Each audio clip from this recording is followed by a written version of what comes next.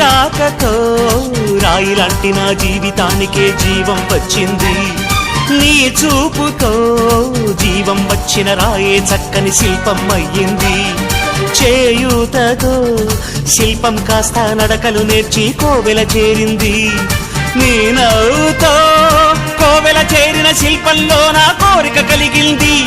ఆ కోరికేమిటో చెప్పని నన్ను వీడి నువ్వు వెళ్ళొద్దని, మళ్ళీ రాయిని చెయ్యొద్దని.